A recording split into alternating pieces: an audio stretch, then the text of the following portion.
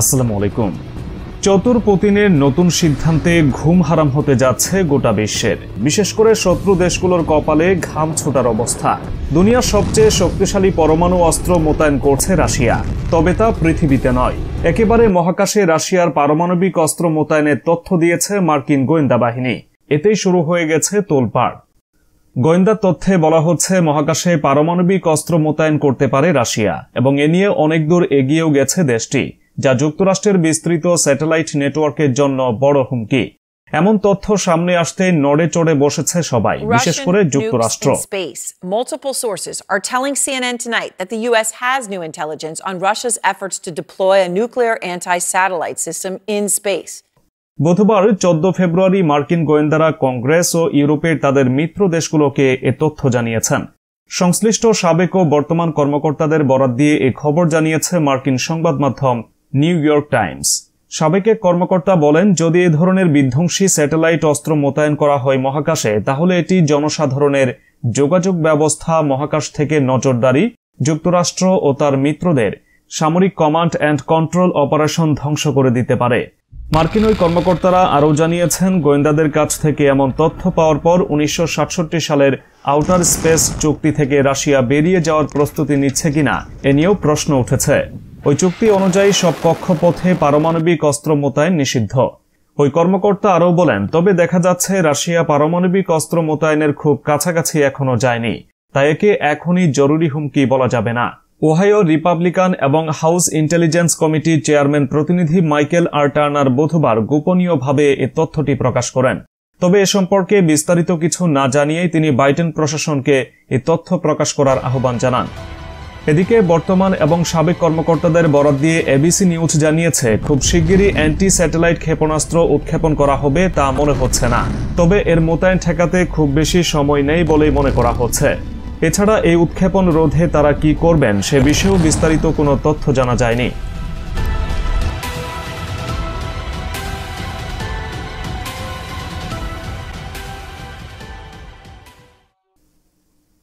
এবারে ফিলিস্তিন প্রসঙ্গ। মধ্যপ্রাচ্যে কোলাতে না পেরে নতুন শান্তি ফর্মুলা নিয়ে হাজির হতে চলেছে যুক্তরাষ্ট্র ও তার আরব মিত্ররা। ইসরায়েল ও ফিলিস্তিনের মধ্যে শান্তি চুক্তি করতে চায় তারা, আর সেই শান্তি চুক্তির প্রধান উদ্দেশ্য হবে ফিলিস্তিন রাষ্ট্র গঠনের সময়সীমা নির্ধারণ করা। মার্কিন গণমাধ্যম ওয়াশিংটনের এক প্রতিবেদনে এ তথ্য উঠে এসেছে। জানানো হয়েছে, আগামী কয়েক সপ্তাহের মধ্যেই আসতে পারে এই ঘোষণা। ওই প্রতিবেদনে যুক্তরাষ্ট্র ও আরব কর্মকর্তাদের বরাতে জানানো হয়েছে, হামাস ও ইসরায়েলের মধ্যে যুদ্ধবিরতি অর্জনের ক্ষেত্রে এই পরিকল্পনা গুরুত্বপূর্ণ ভূমিকা পালন করবে, আর এই যুদ্ধবিরতির সময়সীমা হবে অন্তত 6 সপ্তাহ। এ সময় ফিলিস্তিন রাষ্ট্র প্রতিষ্ঠার পূর্ণাঙ্গ পরিকল্পনা সামনে আনা হবে। ফিলিস্তিনে অন্তর্বর্তী সরকার গঠন করে এই পরিকল্পনা নিয়ে সামনে আগাতে চায় যুক্তরাষ্ট্র ও তার মিত্ররা। তবে ইসরায়েল এই প্রস্তাবে রাজি হবে কিনা সে বিষয়ে বিস্তারিত কিছু জানানো হয়নি ওই প্রতিবেদনে। বরাবরই ফিলিস্তিন রাষ্ট্র গঠনের প্রস্তাব প্রত্যাখ্যান করে যাচ্ছে ইসরায়েল। তেল আবিবের দাবি, এই সিদ্ধান্ত ইসরায়েলের অস্তিত্বকে বড় ধরনের হুমকিতে ফেলবে।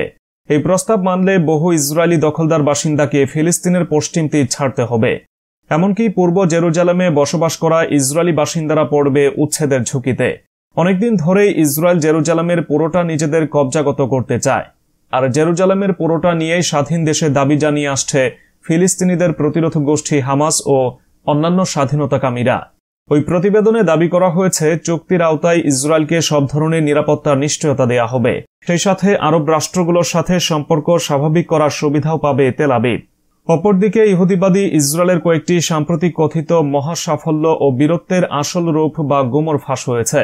এসব কথিত বীরত্ব ও মহা সাফল্যের একটি হল সম্প্রতি গাজার দক্ষিণাঞ্চলে রাফা এলাকায় এক মহা জটিল অভিযান চালিয়ে হামাসের কাছ থেকে ফার্নান্দো মরমেন ও লুইস হের নামের 2 ইসরায়েলি বন্দীকে মুক্তি করার দাবি।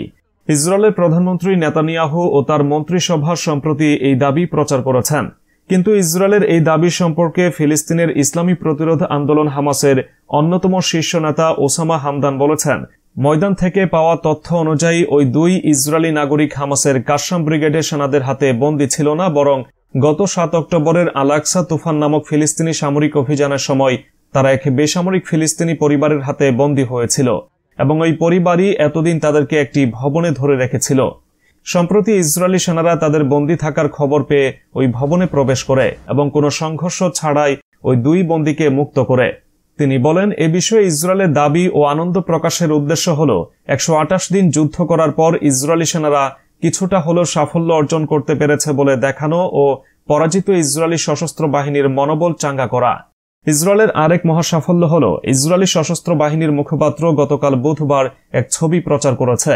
এতে দেখা যাচ্ছে যে হামাসের প্রধান ইয়াহিয়া আস-সানোয়ার গাজার একটি সুড়ঙ্গে অবস্থান করছেন। ইসরায়েল এই ছবি প্রচার করে দেখাতে চেয়েছে যে এটাও তাদের সামরিক অভিযানের এক বিশাল সাফল্য। কিন্তু ইসরায়েলি সাংবাদিকরাই 3 মাস আগের ওই ছবি প্রচারের এই উদ্যোগকে একটি কল্পিত সাফল্য বলে উপহাস করছেন। তারা বলেছেন, ইসরায়েলের উচিত একটি সত্যিকারের সামরিক সাফল্য অর্জন করা। ইসরায়েলের হিব্রু ভাষী দৈনিক হারেচ গতকাল জানিয়েছে, ইসরায়েলি সশস্ত্র বাহিনীর জাফাতি ব্রিগেডের একদল সেনা গাজায় ফিরে গিয়ে আবারও যুদ্ধে অংশ নিতে অস্বীকৃতি জানিয়েছে এবং তারা এই ব্রিগেডের সেনা কমান্ডারদের বলেছেন তারা যেন আমাদের শারীরিক ও মানসিক অবস্থা উপলব্ধি করেন। ইসরায়েলের সশস্ত্র বাহিনী এই সেনাদেরকে জিজ্ঞাসাবাদ ও সামরিক আদালতে তাদের বিচার করার সিদ্ধান্ত নিয়েছে। এদিকে হামাসকে ধ্বংস করার দৃঢ় সংকল্পের ঘোষণা দিয়ে শুরু করা ইসরায়েলি সামরিক অভিযানের 130তম দিনেও হামাসের সামরিক শাখা কাসসাম ব্রিগেড ব্ল্যাঙ্ক পয়েন্ট বা শূন্য দূরত্ব থেকে দখলদার ইসরায়েলি সেনা খতম অব্যাহত রাখার খবর দিয়েছে। এক নতুন ভিডিও চিত্র প্রকাশ করে এই ব্রিগেড বলেছে, খান ইউনিসে এক হামলায় ইসরায়েলের 630 নম্বর রিজার্ভ ব্রিগেডের কমান্ডার ও আরও কয়েকজন সেনা জাহান্নামবাসী হয়েছেন।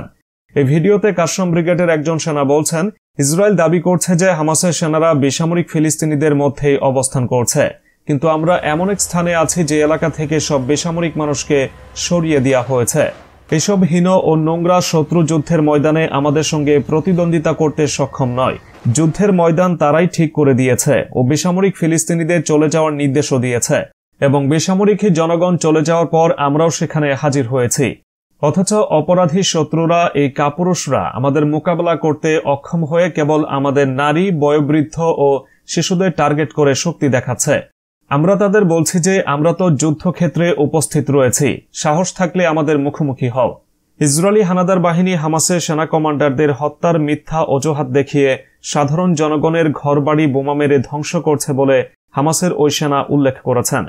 তিনি বলেন, সাধারণ বেসামরিক জনগণ তো তোমাদের নির্দেশে এই অঞ্চল ছেড়ে চলে গেছে এবং আমরা এই অঞ্চলে এখন তোমাদের অপেক্ষায় রয়েছি। আসো, পারলে আমাদের সঙ্গে যুদ্ধ করো।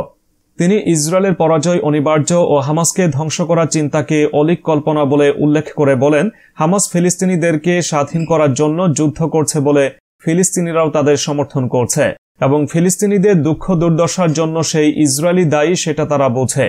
এই ফিলিস্তিনিরা আমাদেরই ভাই বোন, পিতামাতা ও আত্মীয় স্বজন। তাদের হৃদয় রয়েছে আমাদের সাথেই।